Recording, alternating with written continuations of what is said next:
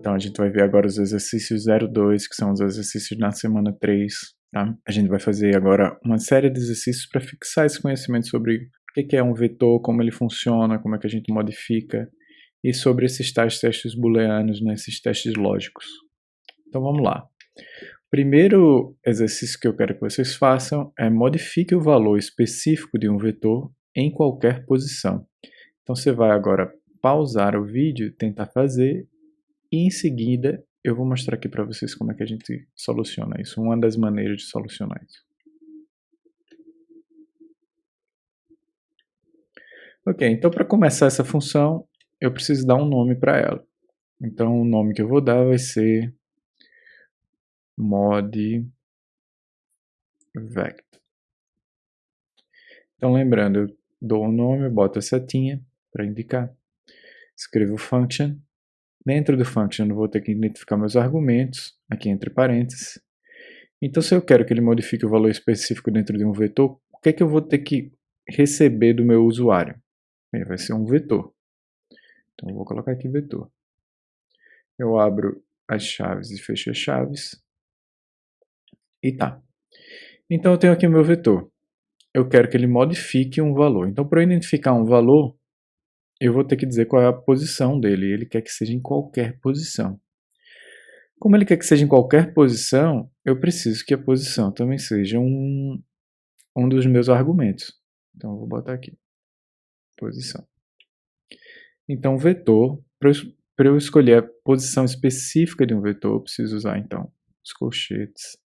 Vou colocar aqui dentro, posição. Então chama a setinha. E aqui eu vou colocar um valor específico. Então qual vai ser esse valor? Bem, vamos deixar para o meu usuário definir. Específico. Ou então valor.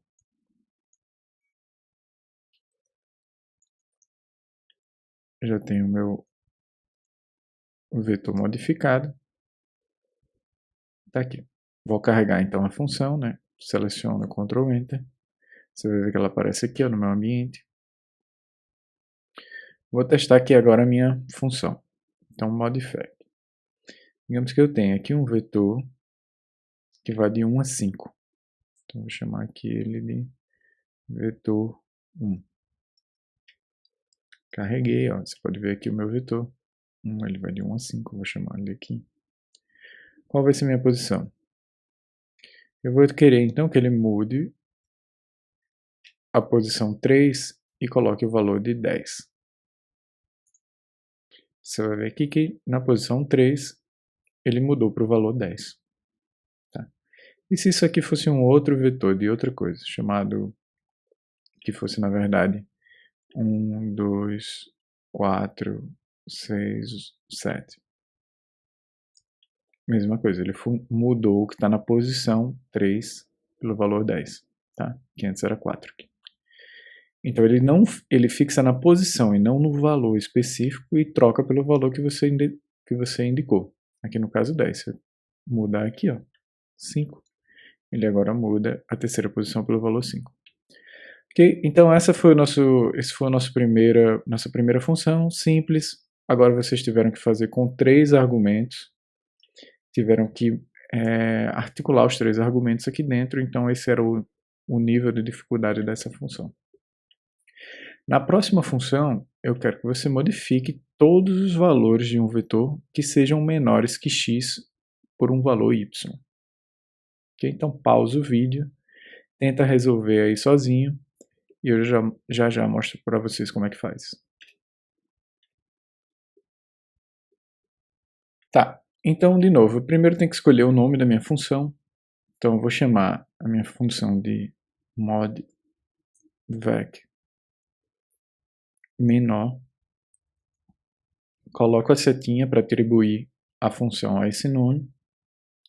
Escrevo function, que é a função que cria funções, né? Abro e fecho parênteses, o que vai aqui dentro dos argumentos. Então, o que é que eu vou precisar? Vou precisar do vetor que o usuário me forneça. Vou precisar que ele me diga quem é x e vou precisar que ele me diga quem é y. Abro as chaves, fecho as chaves. E aqui, ó, eu vou ter que identificar a posição por mim mesmo.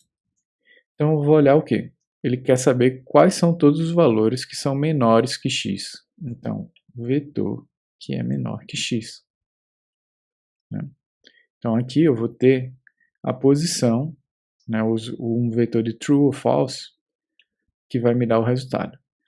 Às vezes fazer a função assim, ó, do jeito que eu estou fazendo, de cabeça, sem olhar o resultado, pode ser um pouco complicado. Então, para facilitar, vale a pena, às vezes, você vir aqui, ó, a gente já tem um vetor 1 criado, né? Eu posso copiar ele aqui. Posso chamar ele de vetor. Eu posso já dizer quem é x aqui em cima e dizer, olha, eu quero que modifique todos que sejam abaixo de 5. E posso dizer que modifique eles, chame de 0. Então, carrego os 3 aqui. E na hora que eu vou escrevendo minha função, eu posso ir vendo se dá certo aqui dentro. Ó. Escrevi aqui posição. Então ele já disse aqui, ó, true, true, false, false. Então já sei que dá para usar ela. Então eu venho aqui agora no meu vetor, abro as chaves, abro o colchete, fecho o colchete, coloco aqui dentro a posição. O que ele vai me mostrar? Só os valores que são menores que o meu valor de x, que eu estabeleci aqui como 5. Tá? E aí eu pego e modifico esses por y. Agora dá para ver aqui, ó, que ele fez o que eu queria. Então é isso, minha função. Vou até aqui return vetor. O que eu posso fazer agora é retirar isso aqui, colar ele aqui embaixo e testar minha função. Primeiro eu carrego ela. Você vê que ela agora foi para cá. E posso colocar aqui, ó, vetor x e y. Ou posso colocar direto também, 5 e 0. Para ficar mais fácil de mudar mais pra frente. Então rodei aqui, ó, funcionou. Vamos testar com outro número. Se eu quiser só os que forem menores que 3. Se eu quiser que ao invés de 0, ele dê um valor de 1. Ou de 10. Ok, então parece que está funcionando a nossa função. Posso testar mais um pouquinho aqui, ó, menor que 7. Deu certo. Tá? Então fiz vários testes aqui, ele funcionou, fiz o que a gente queria. Mostrei aqui para vocês uma outra forma de ir construindo sua função, que é ir olhando o que cada linha está fazendo. Isso é importantíssimo, principalmente para funções longas que você vá fazer, né? Então vale a pena testar ali dentro e ver se está tudo funcionando direitinho. Ok? Lembrando que você deve definir os argumentos aqui na função. Não dá para deixar aqui, ó, x igual a 5 e retirar daqui. Ele vai até funcionar, mas depois aqui ele vai dar erro mais por frente. Ou quando você for compartilhar essa função com outra pessoa que não tiver escrito essa linha de código aqui, vai dar erro. Então o ideal é que todos os seus argumentos estejam definidos aqui dentro da sua função. Ok, então vamos para o exercício 3. Conte o número de valores que seja maior ou igual a x em um vetor. Então pausa o vídeo, tenta resolver essa. Usa a experiência que você já teve aí com o exercício 1 e 2 e tenta resolver sozinho. Se não conseguir, aí dá uma olhada aqui ou então para conferir o seu resultado com o que eu fiz. Tá, então vamos lá. Quem são os números, quantos números são maiores ou iguais a x em um vetor? Então novamente eu vou ter um vetor. Então vou construir agora um pouquinho diferente a função para vocês tentarem acompanhar que tem outros modos de fazer uma função. Não precisa necessariamente seguir a ordem que eu fiz para vocês aqui. Então vou lá, vou copiar esse vetor aqui, que é o nosso vetor de exemplo, e eu vou rodar aqui com vocês. Então olha, o meu vetor tem esse aqui, eu quero saber quantos números são maiores ou iguais a x. Então eu venho, defino x. Então primeiro x eu vou escolher como 5. Ele quer saber quantos são maiores ou igual a x. Lembra que ele vai me dar um vetor de falso ou verdadeiro. Uma das coisas que é interessante é que o vetor de falso ou verdadeiro, um valor falso ele sempre vai ser 0 e um valor verdadeiro ele sempre vai ser 1. Então, na verdade, eu posso aqui somar direto. Ele já vai me dar aqui que eu tenho 2. E agora, como é que eu transformo isso aqui numa função? O que eu posso fazer é dar um nome para ela. Vou chamar aqui quantos maior. Vou colocar aqui function. Quais são os meus argumentos? Eu já até defini eles aqui. Vetor e o x. Abro as chaves, o que vem dentro aqui? O corpo da minha função, que vai ser esse. Se quiser, eu já posso até pôr o return aqui. Ou se você preferir para ficar mais organizado, você pode separar como resultado.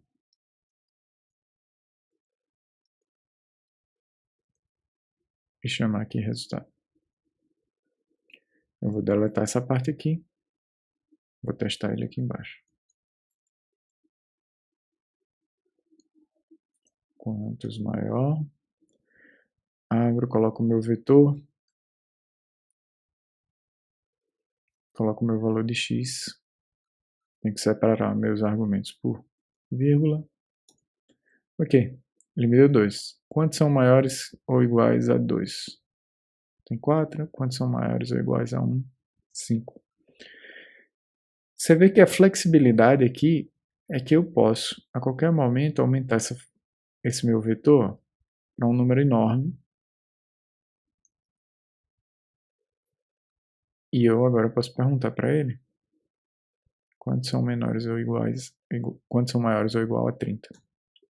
E aí ele já me dá um resultado. Então eu posso rapidamente mudar os argumentos da minha função ou aumentar bastante a quantidade de cálculos sem aumentar o meu esforço como programador aqui ou como quem está analisando os dados. Certo, a próxima função então é já fazer uma análise descritiva dos seus dados. Então eu quero que você use um vetor de exemplo e calcule a variância dele. Crie uma função que calcule a variância para qualquer conjunto de dados. Então pausa o vídeo, tenta resolver sozinho e eu já mostro para vocês como é que faz.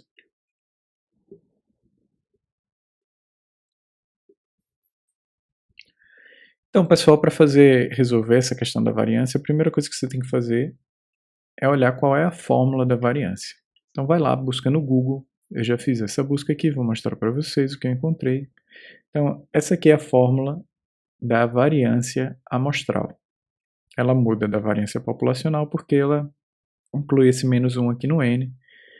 Tá? Se vocês quiserem saber, vocês podem buscar. Por que essa diferença, vocês podem buscar no Google também. Então, o que a gente tem que fazer é traduzir essa fórmula numa função aqui no R. Então, se eu quero um conjunto de dados, eu estou falando aqui de um conjunto de dados que seja um vetor. Tá? Então, eu posso pegar aqui aquele mesmo vetor que eu estava trabalhando antes. Tá? Vou fazer aqui como eu costumo fazer minhas funções. Então, vem aqui no vetor, a primeira coisa que ele fala é calcular o vetor menos a média. O R ele tem uma função de média já pronta, que é o min. A outra coisa que você pode fazer é somar os números e dividir pelo tamanho deles. Aí não tem problema aqui não. Vamos usar o min. Vou chamar aqui de média. Quando eu chamo ela aqui, ó, seleciono para chamar individualmente para que ela apareça aqui no console, eu seleciono só isso aqui, dou um Ctrl Enter. Então aparece aqui, ó, 4 é a média do meu vetor. O próximo passo que ele pede é elevar isso aqui ao quadrado. Não, perdão. Subtrair cada valor da média. Então vamos lá. Vou chamar de sub. Então vai ser o vetor menos a média. Lembra que na aula passada a gente viu que quando eu faço uma operação de um vetor com um único número, ou um escalar, que a gente costuma chamar na matemática, ele repete essa operação para cada um dos números do vetor.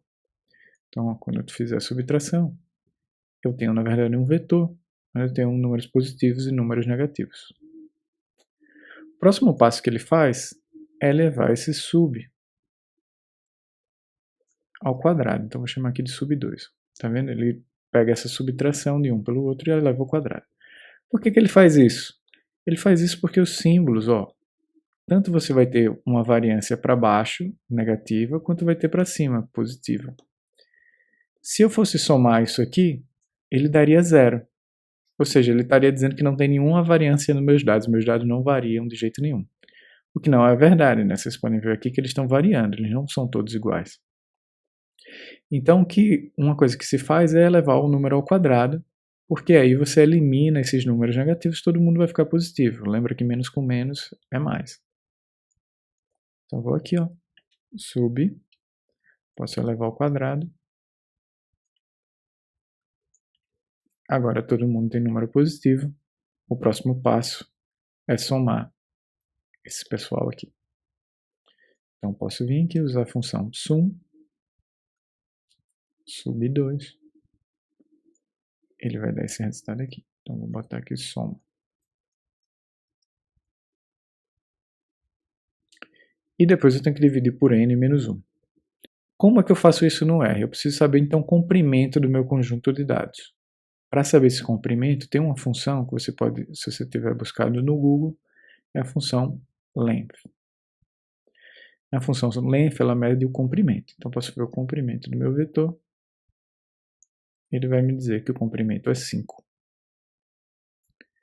Ele pede, então, que o meu resultado vai ser essa soma aqui, dividido por n menos 1. E eu posso usar o parênteses assim como eu uso na matemática, para dar prioridade a essa operação.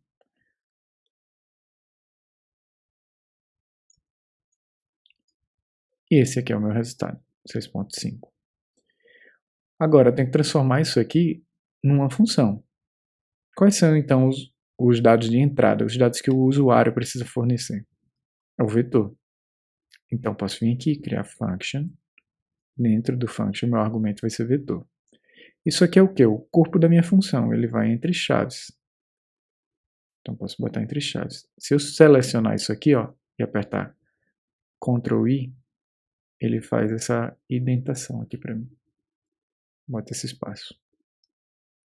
E eu tenho que dar um nome para essa função, que eu vou chamar de variância. E eu tenho que retornar meu resultado. Return resultado. Tá, carreguei minha função, agora eu vou testar ela aqui embaixo. Posso tirar daqui de cima agora o vetor. Posso testar a variância. Esse vetor aqui embaixo. Deu 6,5. Eu posso testar agora com um outro vetor. Vou chamar aqui de vetor 2.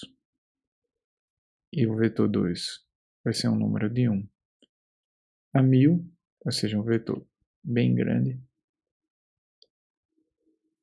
Pergunta qual é a variância do meu vetor 2, ele vai me dar aqui, ó. Certo? Então, aparentemente está funcionando.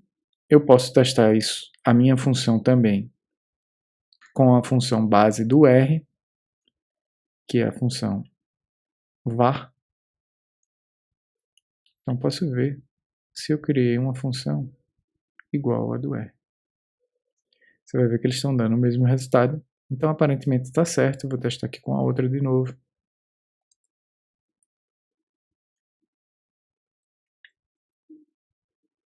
O que deu 6,5.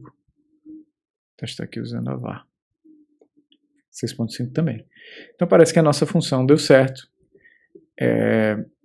A gente viu agora uma maneira de testar. Na prática, a gente não vai precisar criar uma função de variância, porque o R já tem uma função de variância, mas ajuda a gente a treinar como funciona, como é que a gente pega uma fórmula e transforma agora já com uma sequência de operações um pouco mais longa e transforma ela na nossa função aqui no R. Tá? Então, se você vê, por exemplo, uma fórmula, alguma coisa que você precisa aplicar o seu conjunto de dados, mas não tem implementado no R, você pode fazer dessa maneira. No próximo, eu quero agora que vocês peguem calcule o desvio padrão para um conjunto de dados. Pode usar até o mesmo exemplo que eu usei aqui. Então, pausa o vídeo, tenta resolver e eu já mostro para vocês agora como é que faz. Tá, então da mesma forma que a gente olhou a variância, eu preciso olhar também a fórmula do desvio padrão. Eu fui lá no Google, Vou mostrar aqui para vocês o resultado. E eu encontrei essa fórmula aqui.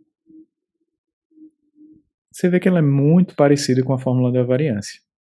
Ou seja, ela vai calcular a subtração de cada número para a média, elevar ele ao quadrado e vai ter que dividir por n menos 1. Vai ter que somar eles aqui também, né? E com uma única diferença, que ele vai ter que tirar a raiz quadrada. Lembra que na variância a gente eleva aqui ao quadrado? Então esse valor do desvio em relação à média, né, que a variância nos dá, ela está em uma escala diferente da escala original dos dados. O desvio padrão, então, ele padroniza, né, esses dados, essa escala de variância, para a mesma escala dos seus dados originais. Então, basicamente, ele é a raiz quadrada da variância. Então, a gente pode se aproveitar disso aí, que a gente já criou uma função para variância. Então, eu posso chamar aqui o meu dp, né, o meu desvio padrão, vai ser uma função que você vai ter que entrar com um argumento, esse argumento vai ser um vetor. E você pode primeiro calcular a variância. Então, eu vou colocar aqui, vou chamar de vari. Eu vou usar a fórmula da variância que eu já fiz aqui em cima. E vou colocar aqui a variância do vetor. Lembrando então que você pode usar essa função que você acabou de criar, desde que ela esteja carregada já aqui no meu ambiente, dentro de uma outra função. Isso facilita também sua vida para criar funções aninhadas, né, uma na outra. Então, vou calcular aqui a variância e, como a fórmula mostra para a gente, eu vou calcular aqui a raiz quadrada dessa minha variância. A função para a raiz quadrada é o sqrt. Vou abrir, fechar parênteses, vou escrever aqui vari. E esse vai ser o meu resultado. Vou colocar aqui return resultado. Carrego a função, escrevo aqui dp, posso testar aqui no vetor 1 que eu já tinha carregado aqui em cima. Ele vai me dar 2.5. Eu posso usar também para testar a função que o R já tem base para o Standard Deviation, né, o desvio padrão, que é o SD. Então posso testar ela no meu vetor também. Ele deu um valor igual ao meu, então parece estar correto. Posso testar de novo com o vetor 2, como eu tinha testado ali em cima. Deu esse valor de desvio padrão. E aqui eu testo com o SD. Deu igual. Então parece que a minha função está correta. Espero que vocês tenham acertado aí também. Se não, dá uma olhadinha, pausa o vídeo, dá uma olhada, rever, né, o que você fez de errado. Vamos lá, o próximo passo, então, é calcular o erro padrão de um conjunto de dados. Você vai precisar fazer a mesma coisa, vai precisar encontrar a fórmula do erro padrão e criar ela aqui como a gente fez até agora. Tá? Então, pausa o vídeo e tenta fazer isso.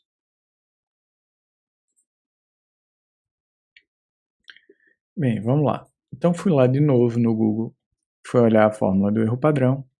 O que é o erro padrão? Vamos dar uma olhada nela. Ele está dizendo aqui para mim, ó, que o erro padrão, deixa eu tirar um pouco do zoom, que o erro padrão ele vai ser igual ao desvio padrão dividido pela raiz quadrada de n. Ou seja, ele tenta padronizar pelo tamanho da amostra. O desvio padrão padronizado pelo tamanho da amostra. Vamos fazer a mesma estratégia que a gente usou da outra vez. Ou seja, aproveitar uma função que a gente já tem pronta, que é a do desvio padrão, para ampliar para o erro padrão. Então, vou colocar aqui erro padrão, escrevi o nome da minha função, coloquei uma setinha, usei o function. O que é que eu vou entrar com um conjunto de dados, que no caso é o vetor. Eu abro e fecho as chaves. A primeira coisa que eu vou ter que calcular é o desvio nos meus dados, desvio padrão.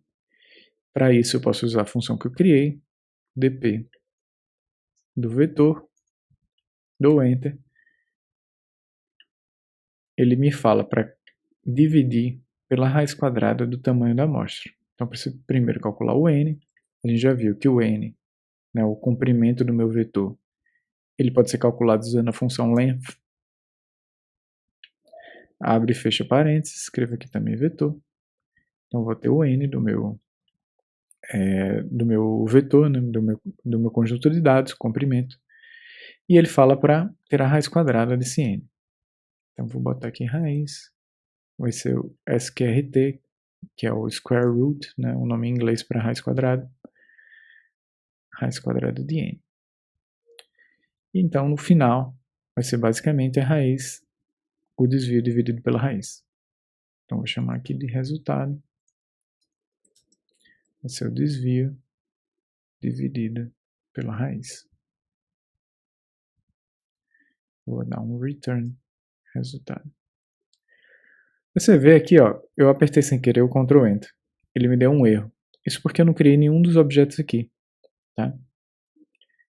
Então não tem problema, porque toda vez que você cria uma função, quando a minha função for rodar, os objetos que estão sendo criados aqui dentro, eles não são jogados para fora para o meu ambiente, certo?